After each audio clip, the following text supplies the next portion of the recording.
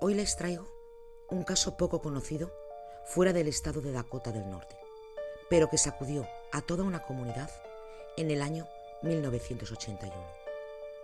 Los asesinatos de Wanson.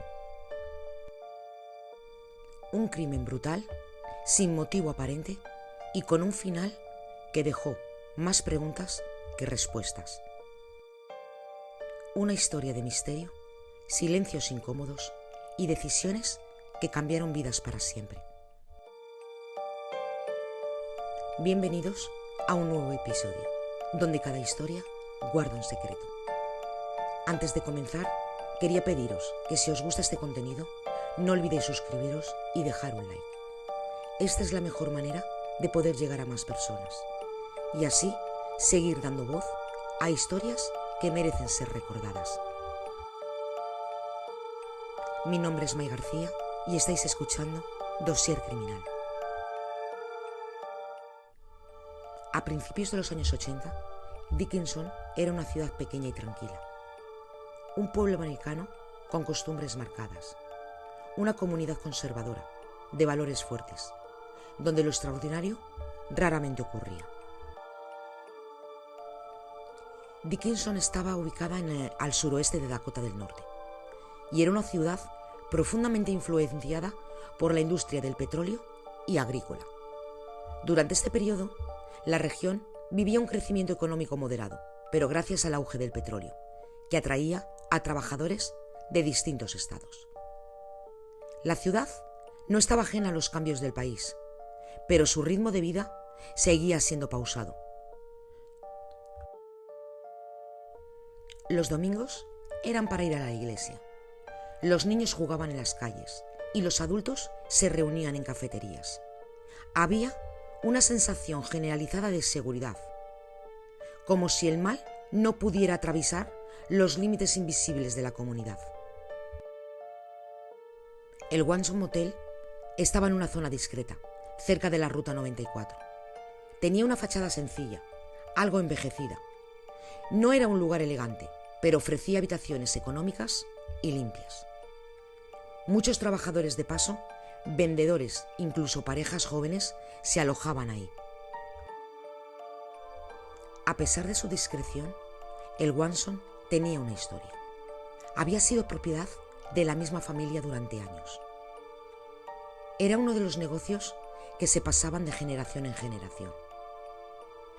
La señora Wanson, ya viuda, vivía en una pequeña casita al lado del motel. Ella y su hijo se encargaban de la recepción, del mantenimiento y de la limpieza. Era una vida modesta pero estable. El 9 de noviembre de 1981 era una noche tranquila, como cualquier otra, pero hasta que dejó de serlo. Janet y Michael aparecieron muertos en una de las habitaciones del motel. Janet era una joven de 25 años que trabajaba en una tienda local de ropa y que en sus ratos libres ayudaba en una cafetería.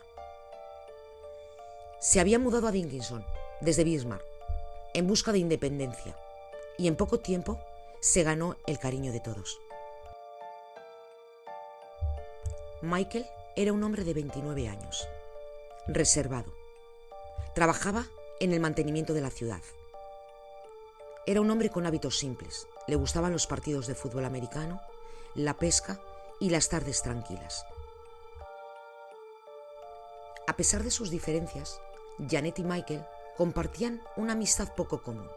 Algunos dicen que se conocieron en una reunión. Otros aseguran que fue en la cafetería donde ella trabajaba. Pero lo cierto es que solían pasar tiempo juntos, sin llamar mucho la atención. Ambos fueron hallados muertos en una de las habitaciones del Wanson Motel. El descubrimiento lo hizo el gerente del lugar, quien notó que la puerta estaba entreabierta a la mañana siguiente. Un detalle que en este contexto encendió todas las alarmas. Según el gerente, la habitación 7, que debía de haber estado cerrada, dejaba escapar un leve olor metálico y pesado. Tocó suavemente pero nadie respondió. Empujó la puerta y entonces ahí los encontró. El cuerpo de Janet yacía sobre la cama, parcialmente cubierto por una manta. Michael estaba en el suelo, cerca del mueble donde se apoyaba el televisor. Había signos evidentes de lucha. La escena era confusa y violenta. La habitación parecía congelada en el tiempo, atrapada en un instante de desesperación y dolor. Para los investigadores que llegaron minutos después, fue evidente que aquello no era un simple robo. El crimen tenía una carga emocional fuerte, y la pregunta era, ¿quién podría odiarlos tanto? Los cuerpos de Janet y Michael mostraban signos de violencia extrema. Janet había recibido múltiples puñaladas en el abdomen y en el pecho. Tenía signos de haberse intentado defender, cortes en los antebrazos, moretones en los hombros, pero su rostro mostraba una expresión congelada de terror. Michael había sido golpeado con un objeto contundente. En su cabeza se observaron al menos 3 traumatismos que, según la autopsia, fueron los que provocaron la muerte casi inmediata. La habitación estaba en desorden. La lámpara estaba rota. Había manchas de sangre en las paredes y en el suelo. Pero algo más inquietante había ocurrido. Nada parecía haber sido robado. El dinero de Michael seguía ahí. Las pertenencias personales de Janet no fueron tocadas. Ni las joyas baratas que llevaba, ni su bolso. La escena indicaba que había habido lucha, pero también parecía que los atacantes o el atacante sabían lo que hacían. No hubo ruidos reportados por los demás huéspedes. No hubo gritos ni puertas forzadas. Eso quizás sugería que las víctimas conocían a su asesino. Uno de los elementos que más llamaron la atención a los investigadores fue una pequeña nota escrita a mano que se encontró debajo del teléfono de la habitación. La nota decía: no fue un accidente. Nada más, ni firma ni contexto. Solo esas 4 palabras. Esa nota cambió por completo la dirección de la investigación. Ya no solo era un crimen, era un mensaje. ¿Un mensaje para alguien o para todos? La policía de Dickinson no estaba preparada para algo así. La ciudad apenas contaba con una pequeña fuerza de seguridad. Solo estaban acostumbrados a lidiar con delitos menores, disputas vecinales y alguna que otra pelea en el bar. Un doble homicidio violento en un motel local era algo sin precedentes. Lo primero que hicieron fue acordonar la escena del crimen. Se solicitó el apoyo de la policía estatal, quienes llegaron al lugar con peritos forenses, técnicos en criminalística y perfiles psicológicos del FBI. Uno de los primeros puntos claves en esta investigación fue la nota encontrada abajo del teléfono, diciendo «no fue un accidente». Esa frase guió las primeras 72 horas. Se preguntaban quién la escribió. ¿Fue uno de los propios asesinos o alguien que estuvo en la habitación después? La caligrafía fue analizada por peritos, comparada con escritos de familiares, amigos y huéspedes del motel, pero no se encontraron coincidencias. Otro de los hallazgos importantes fue una huella parcial del pie ensangrentada, encontrada en el baño.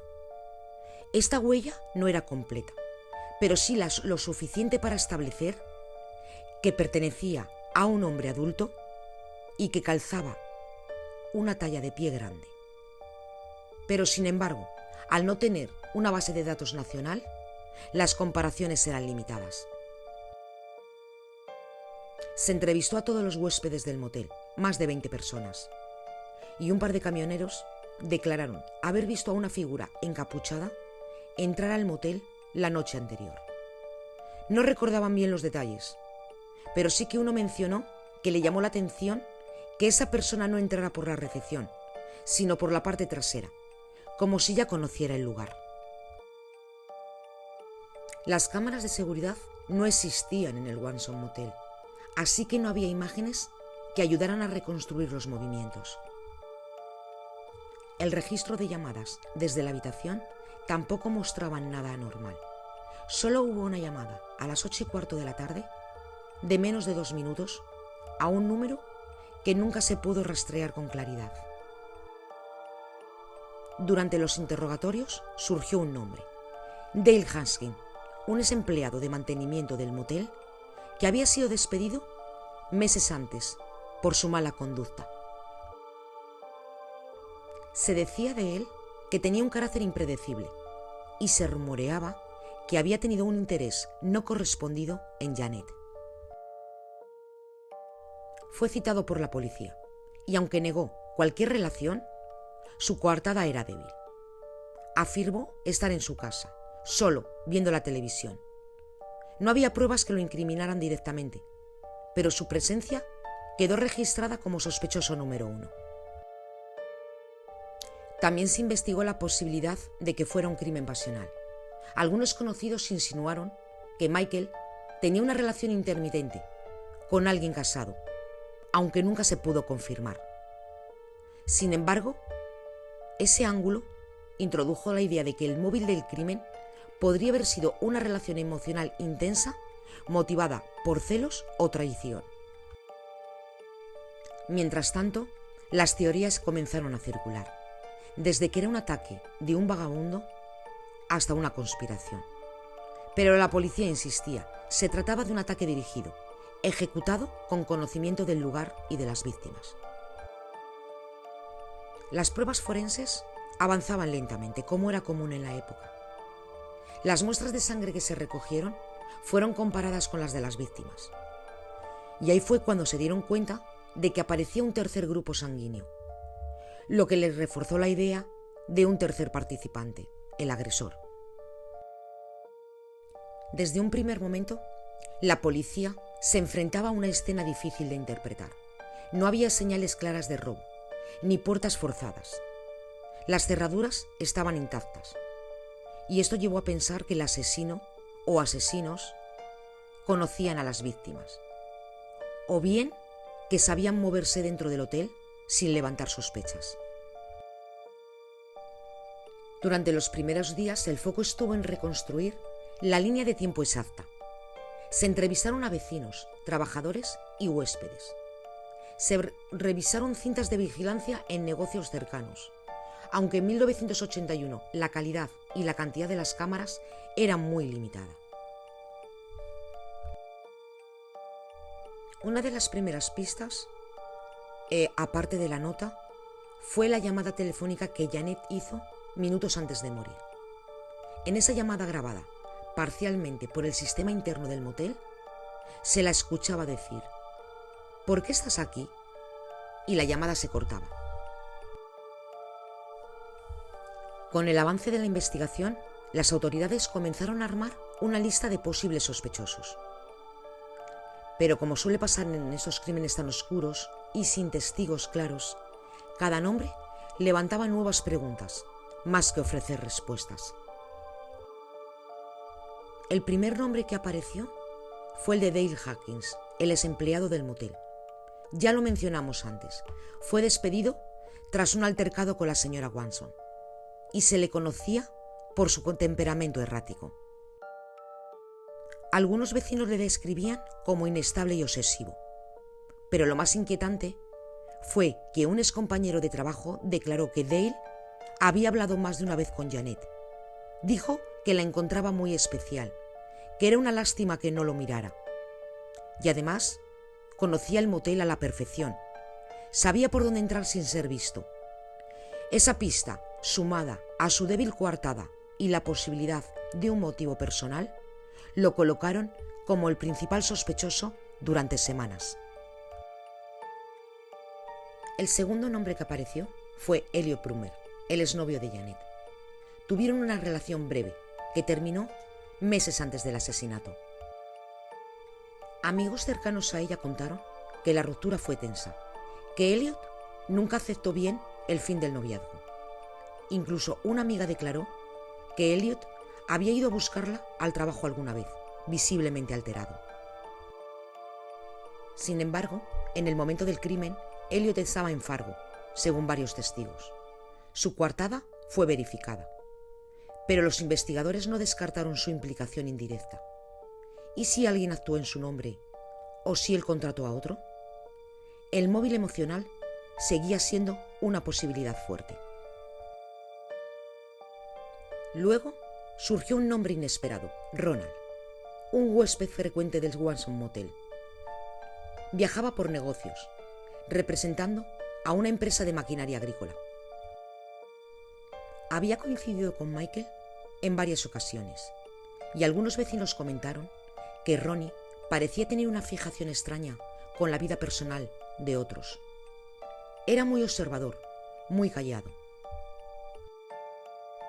En el registro del motel se comprobó que Ronnie había reservado una habitación para esa misma noche, pero que canceló apenas horas antes del crimen. Esa cancelación tan repentina, sin dejar mensaje, llamó la atención. Y además, un recibo de gasolina en su vehículo mostraba que estuvo en Dickinson a la hora del crimen, aunque él afirmaba ya haber salido de la ciudad. Había también una pista más abstracta, la nota encontrada junto al teléfono con la frase «No fue un accidente». Al no haber una coincidencia caligráfica con ninguno de los tres sospechosos, la nota generó más teorías. ¿Fue escrita por una víctima que presintió el ataque? ¿Fue dejada por un tercero como advertencia? Algunos investigadores llegaron a pensar que el mensaje apuntaba a un cuarto sospechoso aún desconocido, alguien que no figuraba en las entrevistas iniciales. Y aquí es donde la investigación toma un giro más oscuro. Un detective de Bismarck empezó a seguir la pista de un hombre sin nombre, un viajero solitario, que había sido visto en la ciudad. Tenía acento del sur y, según varios testigos, solía preguntar por alojamientos económicos, donde no le hicieran muchas preguntas. Nunca firmaba con su nombre real. Un camarero lo describió como alguien que te miraba como si ya supiera tus secretos. Cuando la policía hizo un barrido por los moteles de las afueras, descubrieron que en uno de ellos una empleada recordaba a un hombre con esas características, que preguntó si el Swanson tenía habitaciones con teléfonos internos. Eso fue 2 días antes del crimen. No había registros oficiales de ese huésped, ni identificación, ni placas de vehículo. Lo que sí apareció fue un mechero metálico con las iniciales JH, en una habitación donde él se había quedado. Este objeto fue comparado con las evidencias de la escena del crimen, pero no tenía ni sangre ni huellas útiles. Pero aún así, algunos investigadores estaban convencidos de que este hombre, este cuarto sospechoso, tenía una conexión directa con la nota del crimen. Este hombre nunca fue identificado, nunca se le detuvo, pero su presencia en los informes policiales es constante. Una figura borrosa al margen del expediente, tan real como inquietante. Todas estas situaciones y sospechosos hacían que el caso, en lugar de cerrarse, se volviera cada vez más misterioso. A finales de 1981, en octubre, cuando la investigación comenzaba a enfriarse, surgió otra pista más crucial, que volvió a encender el caso. En un vertedero municipal a las afueras de Glaston, a poco más de 20 kilómetros de Dickinson, un trabajador de la basura encontró un teléfono de pared roto, con manchas secas que más tarde se confirmaron como sangre humana. Este teléfono estaba envuelto en una toalla del mismo tipo que usaba el Swanson Motel. La policía lo comparó con el teléfono que faltaba en la habitación número 6 del motel, la misma donde se encontraron las víctimas. Según el inventario de mantenimiento, este aparato no había sido retirado oficialmente. Era un modelo antiguo, negro, de baquelita, que coincidía con el tipo instalado en todas las habitaciones.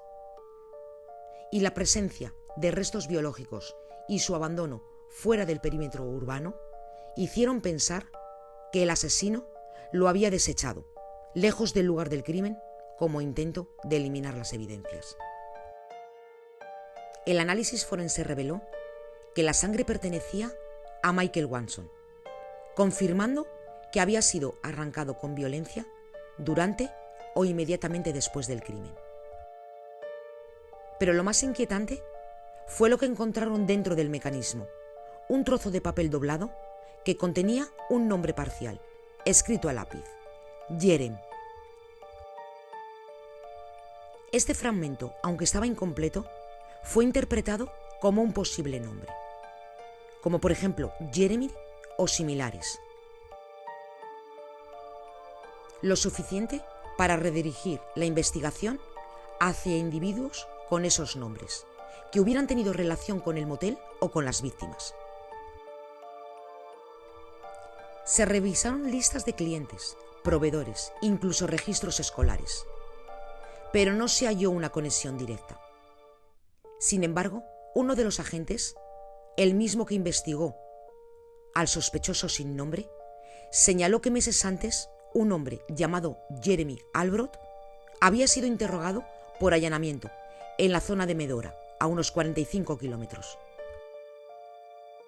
Jeremy Albroth había sido liberado por falta de pruebas, pero al revisar sus antecedentes, descubrieron que había trabajado como técnico de mantenimiento en una cadena de moteles del oeste del país.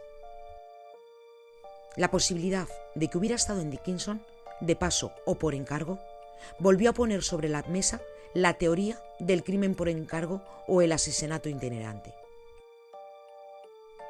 No se pudo probar nada concluyente, y Albroth desapareció de los registros poco después. Nunca más se supo de él. Pero la pista del teléfono y el nombre escrito en su interior quedó registrada como una de las más perturbadoras del expediente Watson, y no solo por lo que revelaba, sino también por lo que insinuaba: que el asesino no solo había planeado cada detalle, sino que además dejó, quizá por descuido, una marca de su paso, que aún hoy resuena como un eco sin respuesta. A veces un crimen no termina cuando se cierra un expediente. Algunos hechos se quedan grabados en la memoria de un lugar, como una sombra que el tiempo no puede borrar. Y aunque el Watson Motel fue renovado y su aspecto cambió, hay quienes dicen que aún se siente algo de aquella noche. Hasta aquí el episodio de hoy. Si os ha gustado, no olvidéis suscribiros y darle un like. Vuestro apoyo es lo que hace posible seguir recordando historias. Gracias por acompañarme y nos vemos en el siguiente episodio de Dossier Criminal. Pero recuerda que en cada misterio hay una verdad esperando a ser descubierta.